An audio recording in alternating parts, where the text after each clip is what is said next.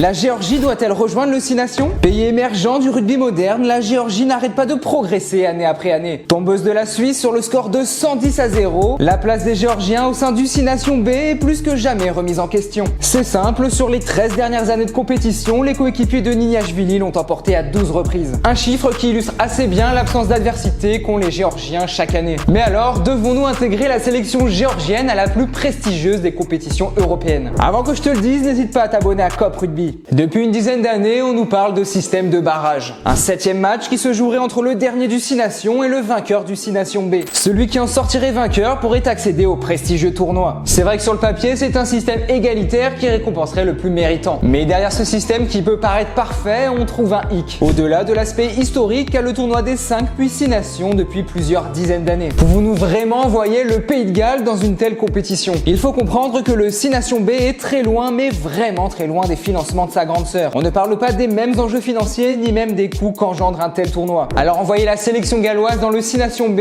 reviendrait à jeter à la poubelle des dizaines d'années d'histoire. Car dans un contexte aussi tendu qu'actuellement, je doute que la fédération galloise se relève d'un aussi gros échec. Et puis bon, qui n'a jamais pensé à faire la même chose avec l'Italie? Bien sûr que c'était justifié alors que les Italiens enchaînaient les mauvais résultats année après année. Toujours est-il que depuis quelques saisons, l'Italie a enfin pris le pli et rivalise avec les grands. Tombeurs des Gallois, des Écossais et accrocheurs de la France, les Italiens ont exploité à merveille le temps qu'on leur a confié. Ils ont réussi à bâtir un projet ambitieux et maintenant ils existent dans le monde du rugby. Alors oui, ce système de barrage peut paraître plus juste et logique, mais j'ai peur qu'il y ait des points négatifs quelle que soit l'issue. Qui nous dit que les Géorgiens ne se feront pas détruire dans le grand tournoi ou que les Gallois ne seront pas de retour en forme dans quelques années? Trop d'inconnus qui me poussent à être contre ce système malgré les belles histoires qui pourraient être écrites. Maintenant, dis-moi si toi tu penses que la Géorgie devrait intégrer le 6 Nations. Si cette vidéo t'a plu, n'oublie pas de t'abonner à Cop Rugby.